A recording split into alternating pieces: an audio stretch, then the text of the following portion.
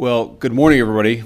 And let me say a couple of notes of appreciation. First of all, to the Prime Minister of Pakistan and to Field Marshal Munir, who were both incredible hosts. And whatever shortcomings of the negotiation, it wasn't because of the Pakistanis, who did an amazing job and really tried to help us and the Iranians bridge the gap and get to a deal. We have been at it now for 21 hours, and we've had a number of substantive discussions with the Iranians. That's the good news. The bad news is that we have not reached an agreement, and I think that's bad news for Iran much more than it's bad news for the United States of America. So we go back to the United States having not come to an agreement. We've made very clear what our red lines are, what things we're willing to accommodate them on, and what things we're not willing to accommodate them on. And we've made that as clear as we possibly could, and they have chosen not to accept our terms. Questions? Sir, Nick Robertson from CNN. Precisely what have they rejected here? Can you help us understand it a little bit? Well, I won't go into all the details because I don't want to negotiate in public after we negotiated for 21 hours in private. But the simple fact is that we need to see an affirmative commitment that they will not seek a nuclear weapon, and they will not seek the tools that would enable them to quickly achieve a nuclear weapon. That is the core goal of the President of the United States, and that's what we've tried to achieve through these negotiations. Again, their nuclear program, such as it is, the enrichment facilities that they had before, they've been destroyed. But the simple question is, do we see a fundamental commitment of will for the Iranians not to develop a nuclear weapon, not just now, not just 2 years from now, but for the long term? We haven't seen that yet. We hope that we will. Jen. Was there a framework on anything? And also, did the Iranian frozen assets come up? And did you reach any conclusions on those frozen assets? We talked about all those issues, Jen, and we talked about a number of issues beyond that. And so certainly those things came up. But again, we just could not get to a situation where the Iranians were willing to accept our terms. I think that we were quite flexible. We were quite accommodating. The president told us, you need to come here in good faith and make your best effort to get a deal. We did that. And unfortunately, we weren't able to make any headway. Preston. Mr. Vice President, how often did you communicate with President Trump throughout the negotiations? There were reports that there were multiple rounds, where there were breaks in between negotiations. How often did you communicate with the president throughout those rounds, and what was he saying as you were going through these negotiations that you said fell short? Yeah, obviously we were talking to the president consistently. I don't know how many times we talked to him, a half dozen times, a dozen times over the past 21 hours. We obviously also talked to Admiral Cooper, to Pete, to Marco, to the entire national security team. We talked to Scott Bessent a number of times. So look, we were constantly in communication with the team because we were negotiating in good faith. And we leave here with a very simple proposal, a method of understanding that is our final and best offer. We'll see if the Iranians accept it. Thank you. Mr. Vice President, where does this leave the Strait of Hormuz? Are we going back to war, sir? Mr. President, are you pleased with how the talks are going? Yeah, I'm getting a lot of reports. They've been meeting for many hours, as you probably have noticed. We'll see what happens. Look, regardless, we win. Regardless what happens, we win. We've totally defeated that country. And so let's see what happens. Maybe they make a deal, maybe they don't. Is it a good sign? From the standpoint of America, we win. One other thing that's happening is that boats are sailing up and heading out to our country. Big, beautiful tankers, and we're loading them up with oil and gas and everything else. And pretty beautiful thing to see. What about the China, Iran, have you agreed to release Iran's assets in other countries? We're going to see what happens. We're in very deep negotiations with Iran. We win regardless. We've defeated them militarily. They've dropped a couple of water mines, you call them water mines, in the boat. We've defeated all of their water boats too. Their Navy has gone 158 ships.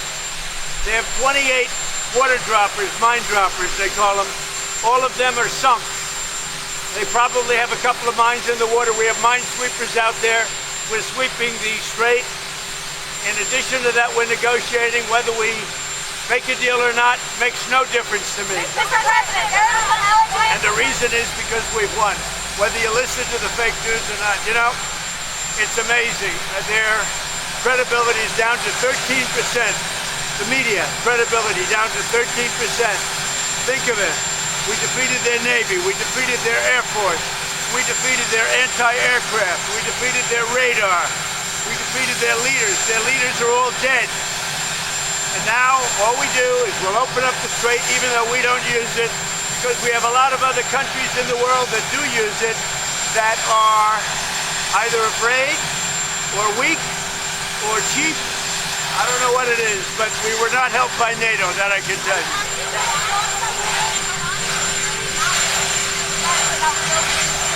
How do you know that? Why do you say that? Why do you say that? You don't know anything. Who are you with? Who are you with? ABC? Well, that's fake news. Let me just tell you, we win, no matter what. We've defeated their military. They have no Navy. 158 ships are underwater, undersea. All of their minesweepers and all of their, they call them mine droppers. Can you imagine? A country has 28 mine droppers. You think that's nice? With all of that being said, they're all defeated, by the way. They're all at the bottom of the sea. Now, with all of that, they have no Navy. They have no radar. They have no Air Force. Their leaders are all dead.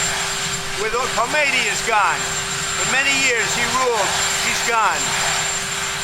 With all of that, let's see what happens. But from my standpoint, I don't care. China is preparing to ship weapons to Iran. Well, if China does that, China's going to have big problems, okay?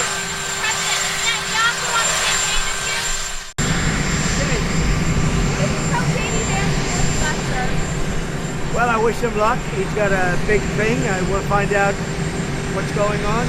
They're militarily defeated, and now we're going to open up the Gulf with or without him.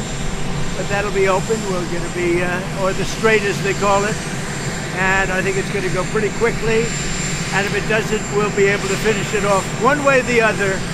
It's going well. The Navy's gone. The Air Force is gone. All anti-aircraft is gone. The leaders are gone, the whole place is gone. So we'll see how it turns out.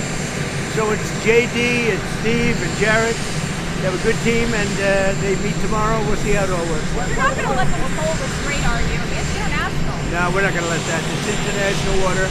If they're doing that, nobody knows if they're doing that. But if they're doing that, we're not going to let that happen. What would a good deal look like for you? No nuclear weapons, number one. You know, I think it's already been regime change, but we never had that as a criteria. No nuclear weapon. That's 99% of it. The Strait of Hormuz as well? Yeah, but that'll open up automatically. Yeah, the answer is yes, but the Strait will open up. If we just left, the Strait's going to, otherwise they make no money. And so the Strait's going to open, but what we have is no nuclear weapon, but we'll open the Strait anyway. Don't forget, we don't use the Strait. Other countries use the Strait. So we do have other countries coming up, and they'll help out, but we don't use it. It won't be easy. It won't be. I would say this: we will have that open fairly soon. What's your backup plan? What's your backup plan if the field opens? You don't need a backup plan. We have the military is defeated. Their military is gone. They have, we've degraded just about everything. They have very few missiles. They have very little manufacturing capability. We've hit them hard. Our military is amazing, the job they've done. Sorry, so is this a one-and-done talk, or are you open to more talks after this, depending on what I they don't know. say? I can't tell you. I have to see what happens tomorrow. They've been talking for 47 years with other presidents, and we're not doing much talking. Thank you very much.